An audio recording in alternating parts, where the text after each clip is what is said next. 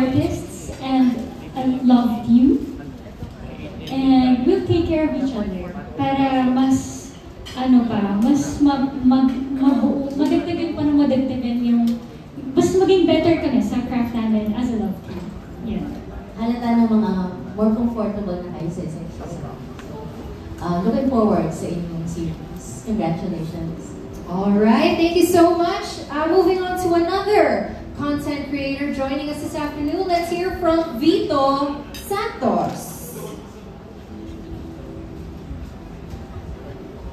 Yeah, good afternoon po and congratulations po agad sa series. So, my question po is for Christoph.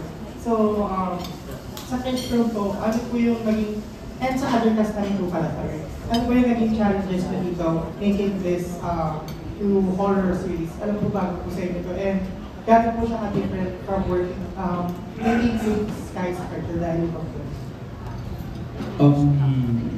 Honestly, well, honest naman lahat na sagot ko.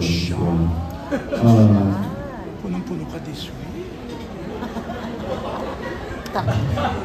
Honestly, sabi ko, honest naman lagi sinasabi ko. Ito ko sinabi. Anyway, challenge. Siguro yung the fact na after so long, may nanood ako nag-horror eh. And galing ako sa isang kilid na very romance, drama. Dito parang ang challenge ko, sige, gusto ko munang ibigay lahat. Kasi unlike sa Safe Skies Archer, character ko, pananamit ko, pati sa book, lahat yun yung iskaso ko kahit sa mga Excel na tinitignan ko, ano maganda bagay, blocking, ganito. Unlike dito, ang challenge ko is, mas makipag-cooperate with everyone. Lagi nang tanong ako ng tanong, may ano kayo magandang shot dito sa ganito, bakit ganito ginawa ni Direk, anong pwede kong maibigay kahit nasa background lang ako.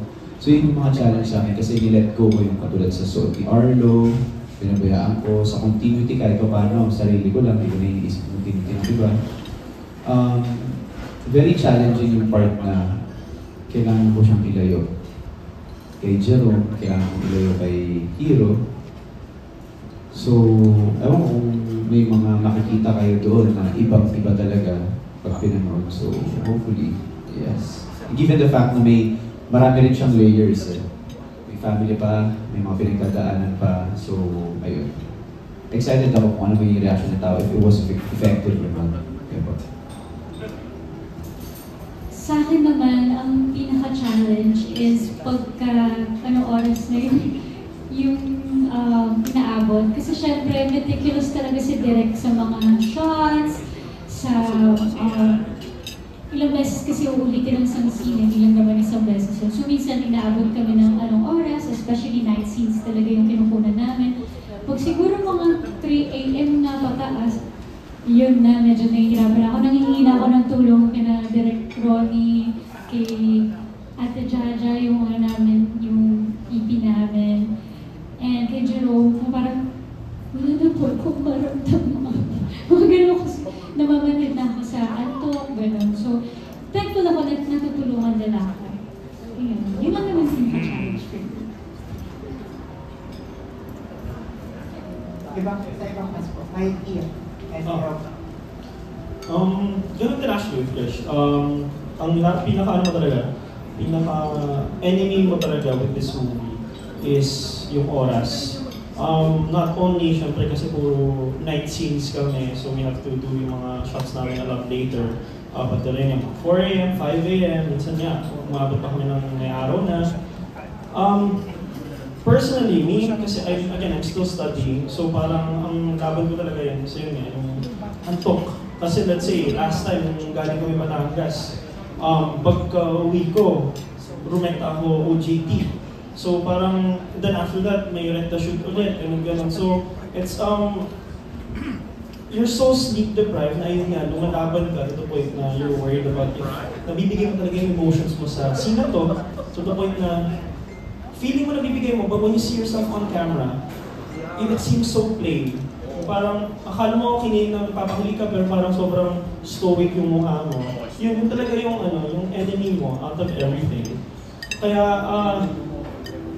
I'm thankful talaga na kahit ganun yung mga nangyari, kahit pagod na pagod kami lahat, not just kami main cast, but syempre yung cast, yung crew din mismo, at sila direct, lumaban pa rin kami, na kinaya pa rin namin kahit yun nga, umabot ng may araw na, to the point na, ayun, bilat na kami, ganun, basang-basa na kami, kung ano man nangyayari.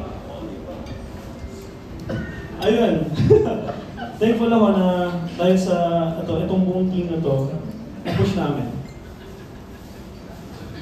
Ako, na-challenge po talaga ako dito kasi amin nga, dahil horror, tapos more on spirits or multo na nakikita namin, may times na wala naman talaga kami ka-eksena. Like, ang sinabi ni Trish kanina, wala kami ka-eksena, so ini-imagine mo talaga yung nangyayari, ganun. So medyo challenging siya sa akin. And yung pagiging consistent siguro, kasi pag horror, madaming shots po talaga. So kailangan, kung ano yung ginawa mo dito, ganun din, same din.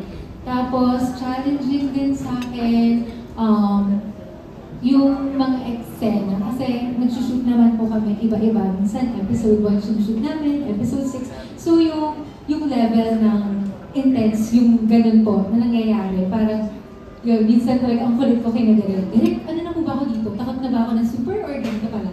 Yung ganun. Yun yung mga challenges ko dito sa series. Thank you. For me, I really understand what Ed was talking about. The other day we had shooting and I had to do an emotional and dramatic scene. And I remember getting really stressed and overwhelmed with myself at first because before that scene, I was already feeling very exhausted, but it was a lot of it was for personal reasons. I didn't get a lot of sleep because I couldn't, and I wasn't feeling so good that morning. But when it came to the dramatic scene, I'm usually the type of person who I can cry very easily and I feel a lot.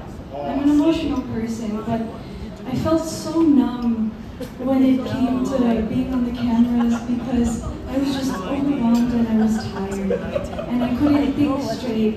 But I'm very thankful because Lyra and Atija and everyone, everyone was really supportive and patient with me with getting my mind straight and my emotions, in character.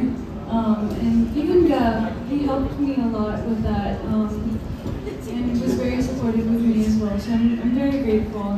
I was able to do it alone, so I'm proud of myself and everyone.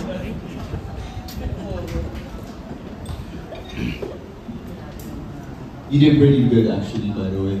Yung sa scene na sinabi niya. No. Yeah, I just wanna put it in. No, kagabi nung kasi yun, and it was a very emotional scene, and it was her first time rin, and I was really, really proud of her. Nagawa niya. And thank you rin kay Direk, of course, and kay Ate Jaja. But yung pinaka-challenging siguro, yung last scene namin, grabe yun. Kasi, yun nga, ayoko mag-share, pero umabot na rin kami sobrang umaga nun, and pagod na lahat. Pero thankful na kahit inuumaga kami, sobrang alaga kami sa prod in Philadelphia. And may iced coffee, of course, nandun lagi. So, yun yung pinaka-challenging para sa akin. Kaya abangan niyo po yung last scene namin doon. Or to see yung Jerome Ponce, yung gagawin niyo. Last scene yung maraming shot, pataas ba? Baka magbigay mo, bro. Pero bilib ako sa'yo. Big Oh, boy. last shot. Last shot. Ayan, thank you so much for